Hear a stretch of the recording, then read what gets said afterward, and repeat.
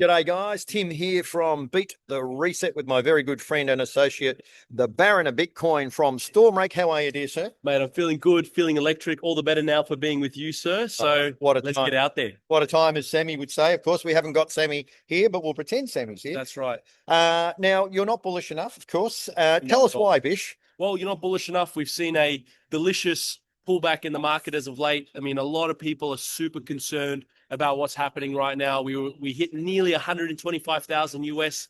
As of the time of recording, we're trading at around 110,000 US dollars. So we've knocked off 15K per Bitcoin. But I just want to just share with everybody. I remember the first time Bitcoin hit 15,000 US dollars in its history was back in 2017. So Wow. as people are worrying about it losing $15,000, I've been around to kind of see it going to go from 15 to 30 to 60 to 80 to 110, 120. This is all absolute whitewash noise and nothing to be worried about. I'd be buying here.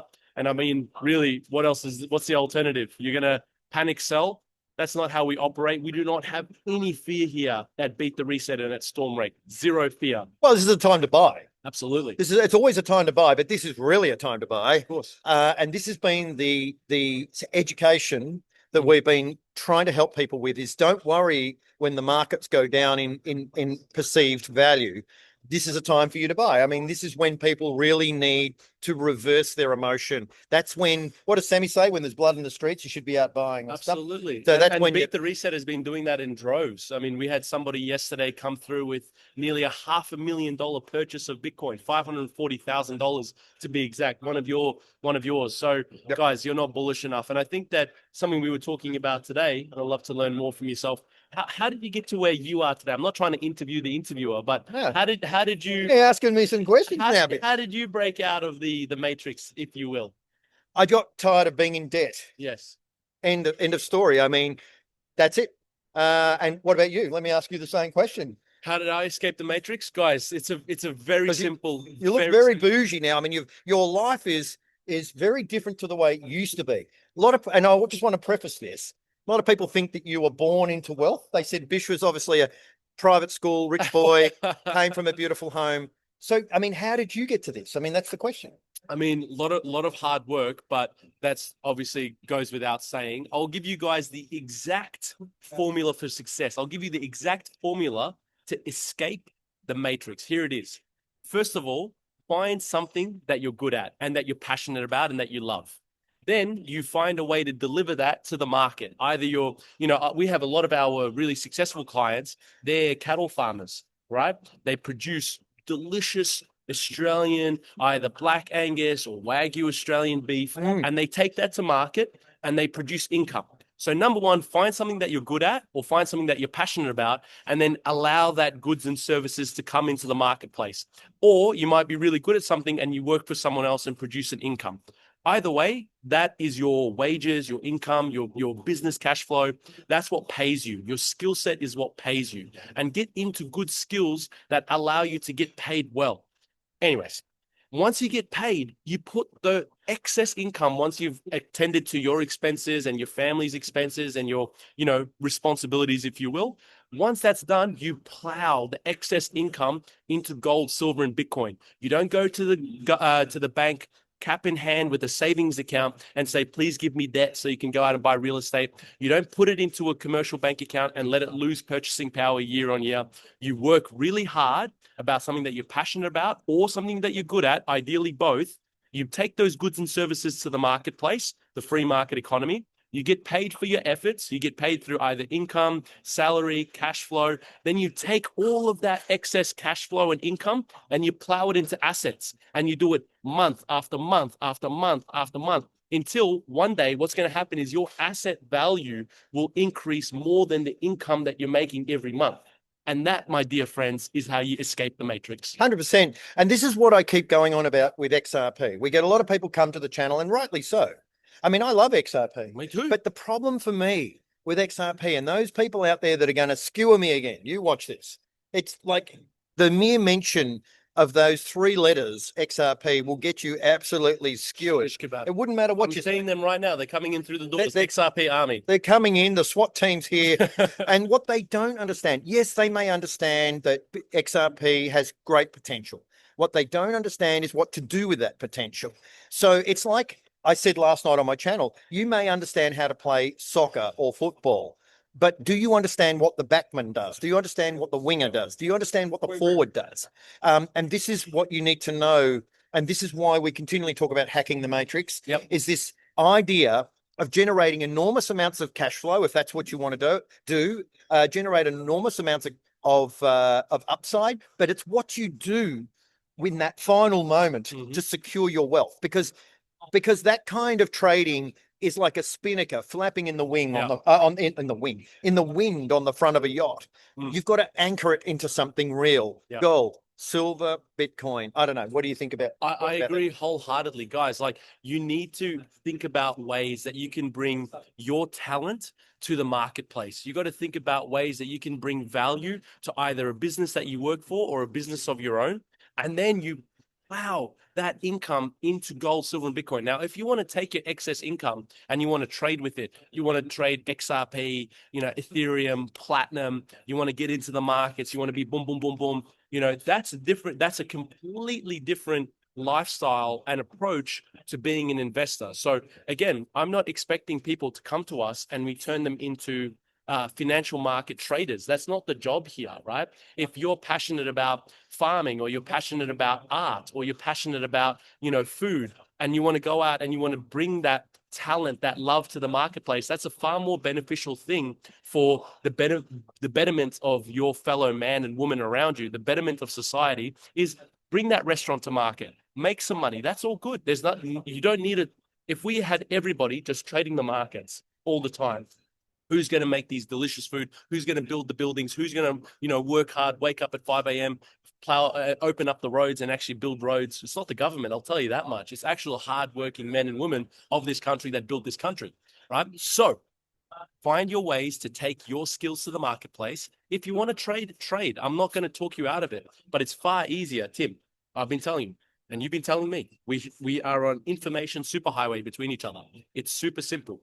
Take your talent, your skill, your knowledge, earn income based off that talent, skill, and knowledge, and put it into gold, silver, and Bitcoin, and just be patient. You will become extraordinarily wealthy just deploying that buy and hold approach. And if you've got cash flow coming in from either other businesses, or you're working hard and you're getting paid for your talents, you put that into gold, silver, and Bitcoin, wait for 3, 4, 5 years, your asset values will be paying you more than your income. Super simple.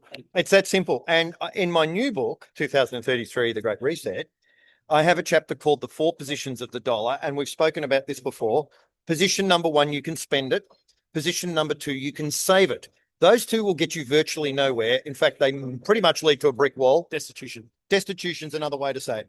It's not until you get to position number 3, when you start trading, that you can outrun inflation, and then you can do marginally better than centralized institutions. But the problem with the trading position, as you rightly said, Bish, is you still haven't matured yet. What you're doing is you are moving dollars around and creating upside. But what you haven't done is secured your wealth positions, which doesn't happen until position number 4. And this is critical to know, that these are the steps to wealth. And that's it. So the entire mantra of the channel, VTR, is about wealth assets and creating long-term wealth. That's why, for all you XRP people out there that are getting ready, hungrily waiting for the end of this video so you can type in some abusive comment, that's why you don't understand what XRP does. XRP is not a wealth position. I don't care. Let me ask you a question, Bish. I had somebody write to me the other day that told me that XRP is a decentralized asset. Now, this guy is one of the foremost experts on digital in this country. So I'm going to ask you a rapid fire, unscripted question. Mind you, all our questions are unscripted and have been since we started. Yeah.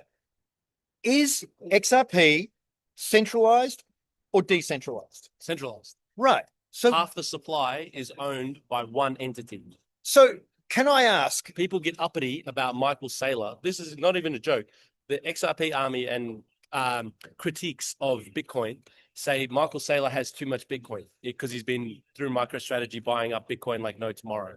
He owns about over 2.5% of the Bitcoin supply, but he's had to buy that off the open market. He has too much Bitcoin. Well, I mean, is that possible? There's no such thing, right? He's up there, but he owns 2.5% through MicroStrategy, 2.5% of the Bitcoin supply, which he had to buy off the open market freely and like competing with other people as well. Right. So you could have bought the Bitcoin as well. He had to raise capital to buy the Bitcoin just like anybody else. Anyways, that's beside the point. People get upset that he owns 2.5% of supply. Nobody gets upset that Ripple Labs controls half of the XRP supply. They Right. control 50 billion So tokens. tell me why, explain to the, now, first of all, we should disclose we both have XRP. Yeah. So it's not that we don't like this asset, but we have it measured in a portfolio that has an actual strategy.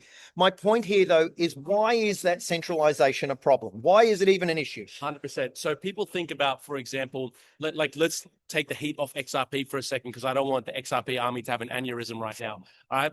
Let's focus on stable coins. For example, stable coins have been proliferated throughout the market and distributed. And there's the Genius Act, and everybody's pushing stable coins. Why does the government and why do institutions and banks love stable coins? Is that they can tap Tether, or they can tap Circle on the shoulder and say, that wallet, bye-bye, no more USDT or USDC for them. Oh, sorry, Mr. Manger, you are the controller of USDT or USDC. That wallet is now sanctioned, freeze their USDT and USDC. That's exactly what can happen. And while Imagine my shock. now imagine with XRP, I'm not trying to, but the reason why I'm not saying that they would, because they would obviously lose a big portion of their investor base and their believers. But when you have that level of centralization, especially on the nodes and the validators and also the controllers of the supply, you could be frozen out. Your access to your assets could be frozen. Bitcoin is the only true decentralized digital asset where anywhere, anytime, I can be able to go in and send my Bitcoin at any second. Now look at this, guys. Please, I've got Bitcoin here that I can be able to receive and send freely and accessibly with no issues and no restrictions to anyone on the planet at any time, no problems. That is the most important thing to me. Yeah, and this is what people need to understand. So just for the XRP guys, because it's really where all my headaches come from. And I just don't know why it has to be this way. We are holders of XRP, but you need to understand where it sits in the portfolio. It's like gold and silver. They have to have their place. That's right. Gold and silver, I write about this in my new book, 2033, The Great Reset. I'm doing a couple of cheap plugs for this book. It's your platform. But I talk about what's our platform. That's right. The investors. But my point is I talk about gold versus Bitcoin, and we're going to be talking about this, by the way.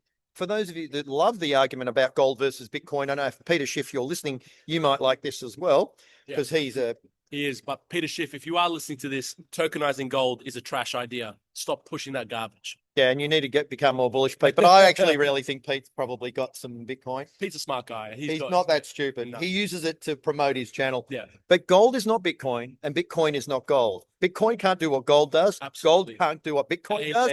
And it's the same with Bitcoin XRP. These are entirely different. You may as well compare a cucumber to a kangaroo. There's no comparison between a Bitcoin and an XRP. They're entirely different asset classes. They have entirely different centralizations and completely different utilities. These are totally different. 100%. So I just don't, and I know I've got caught up on XRP, but it's the number one message that I get is XRP. People used to skew me over gold back in the day and silver. It's people used to say to me, "You can't eat your gold and silver. What are you going to do in the future?" Well, I don't know. I mean, if you get hungry enough, I guess you could. Yeah. I mean, so look, it's probably what is it? It's got some health benefits there. If you were to eat a little bit colloidal. Yeah. It's colloidal, and there's no. I mean, it can only do you good. I mean, you can ingest your wealth. I guess that could be another way to look at it. Shit gold. Did you say ship? Yeah, ship gold. Yeah. Fantastic. So Bish, all right. So here we are on August. Escaping the Matrix, August 26th, 2025. Yes, sir. People wake up to Bitcoin dropping down to 109, 110, somewhere there. Yes, sir. That's where we're at. Now you, as a guy that trades and invests, you see that, and your immediate thought is buy more. But most people who are new to this are going to look at it and go, I've lost everything. These guys, I've got people that come to my channel and go, Tim, I bought Bitcoin at 115. It's dropped to 110. My life is effectively over. Now, here's the interesting thing about this. You can't see your currency going up and down. I mean, you can see we can educate you and tell you that the currency went backwards by 18% last year.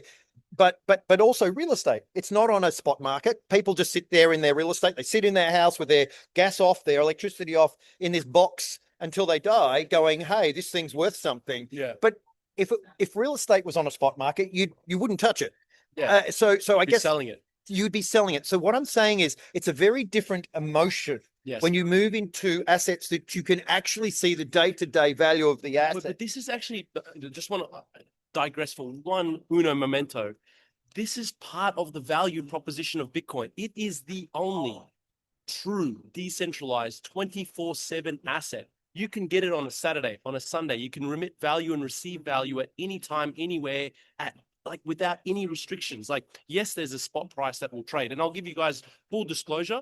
I bought six figures, $105,000 worth of Bitcoin at the start of the month, around 115, 116, higher than where we are today by a couple of $1,000s. I bought that because that was the proceeds of the business income that I was able to generate. You remember the talking about I had of escaping the matrix? I used my income to buy assets. Now, when I needed to go out and get some new suits yesterday, I got a couple more new items. I had to sell it for Bitcoin for Aussie dollars in order to pay for the suits. Now, the tailor that I go to doesn't yet accept Bitcoin, whilst we did discuss it with them. They're not accepting it yet. However, they need Aussie dollars and I need new suits. So I sold a portion, about $6,000 worth of my Bitcoin to go out and buy the suits. I got 3 suits and 4 shirts, right? Easy. They gave me a nice little discount. Happy days. I'm done with that transaction.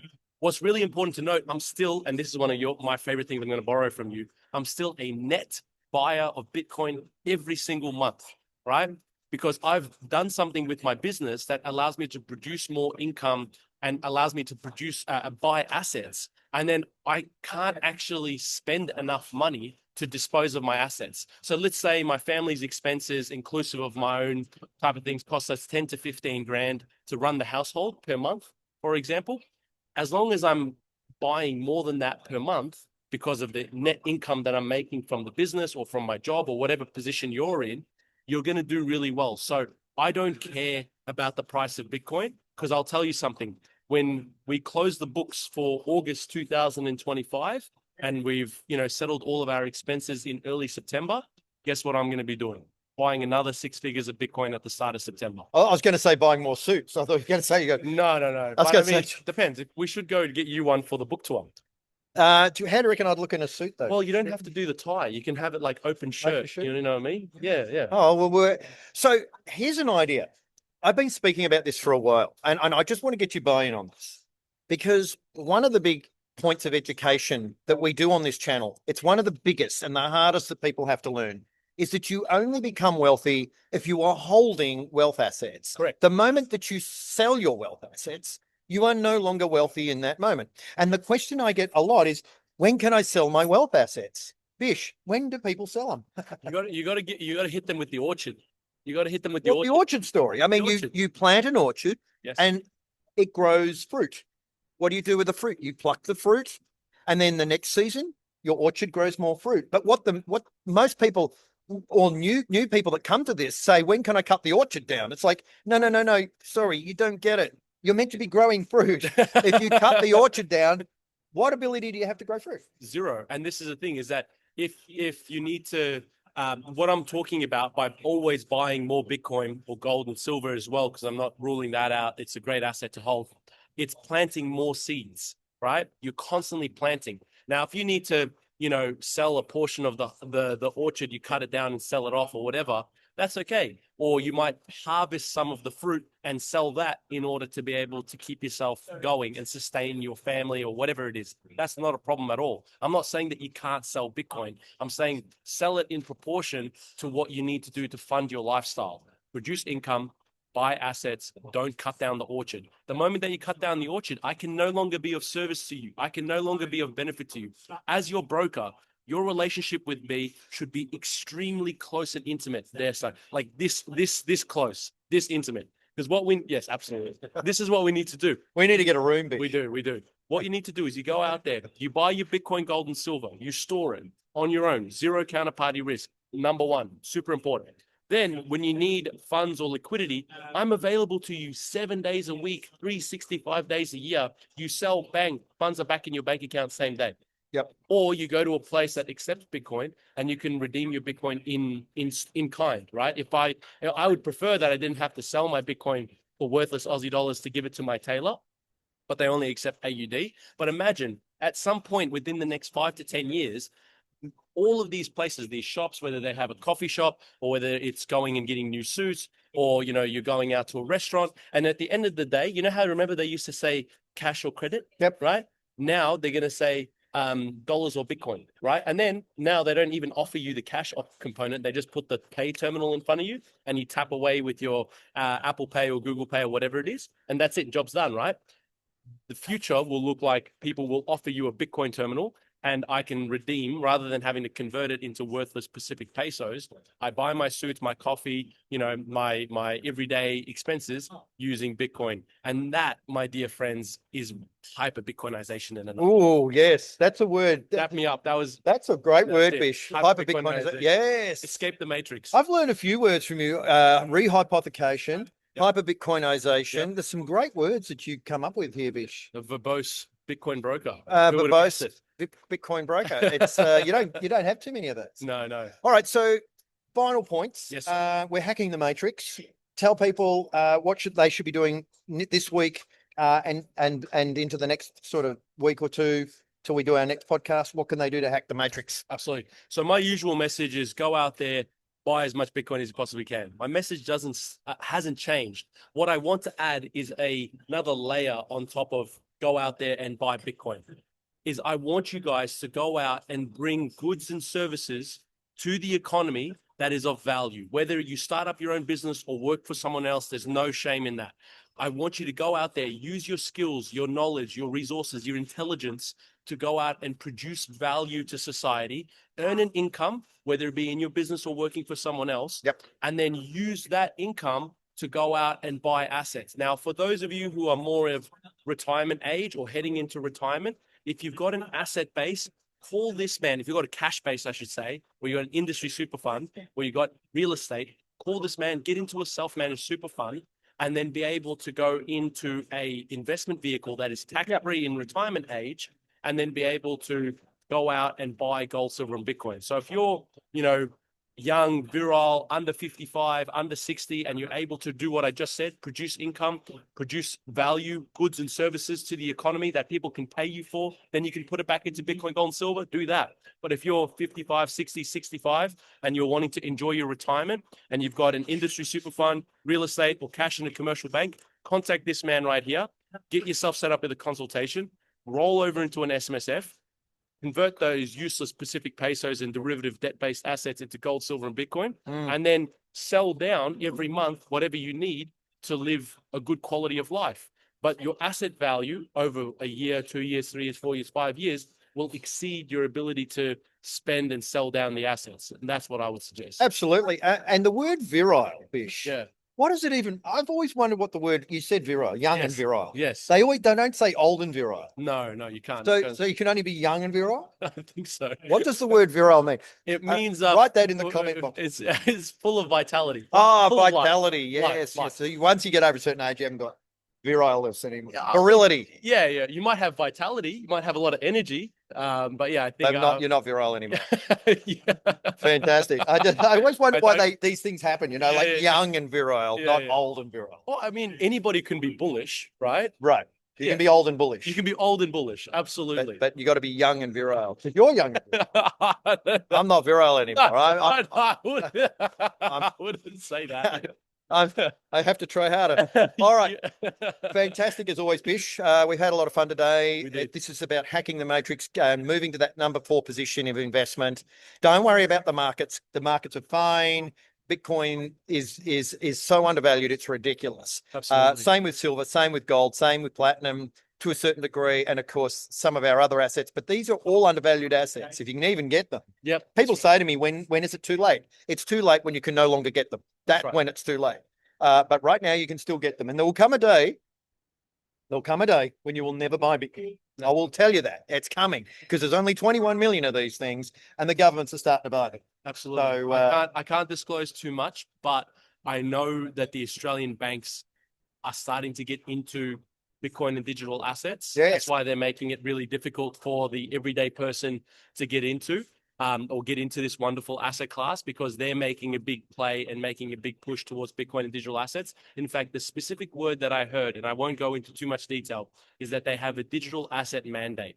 I can't disclose anymore because I'm under a non-disclosure agreement, but I know that the banks are moving in. It's part of the reason why they're making it difficult for the everyday person to on-ramp, so that they can suppress the price in order to accumulate these assets at what they believe is fair market value, so that you can't participate in the wealth creation opportunity of a lifetime. Don't let the banks dissuade you or make you feel like you can't do it. You can. You've got Stormrake in your corner, and of course, Tim Manger from Beat the Reset to help you guide you through this transition. No one said it was going to be easy.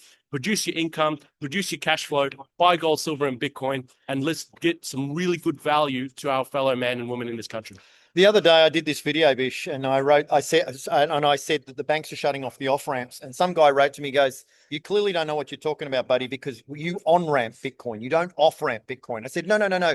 You missed the point. The banks are off ramping. Yes. Anyway, shutting the off ramps. Anyway, it's confusing, isn't it? But well, I mean, you're off ramping from the legacy system and on ramping into the right. new. That's it. It's like why are we? Why are we debating semantics? Yeah. I mean, get off the Titanic and get in the lifeboat. It's like, I bought that room on the top deck and I shall have my day on the top deck. It's like, yes, but you're going to the bottom of the Atlantic, mate. All right, that's it for me. Go in the hat, the Baron of Bitcoin. Any last few dying words, Bish, just before we go? Hey, guys, I love you all. I'm always accessible for you. Give me a call. Tim's going to put my number in the show notes before in the description. And let's get out there, be bullish, produce value to your fellow man and woman in this country, and let's get after it relentlessly. Absolutely. So that's it for me, from the Baron of Bitcoin, from Stormrake. What he doesn't know about Bitcoin, you could write on the back of a postage stamp. Guys, please don't screw us over XRP. We are XRP holders. We're just not net XRP holders. We're net holders of other assets. But and that's it, of course, for me. The Go in the Hat, as always, look after your families, look after your health, and make good choices. See you later, gentlemen.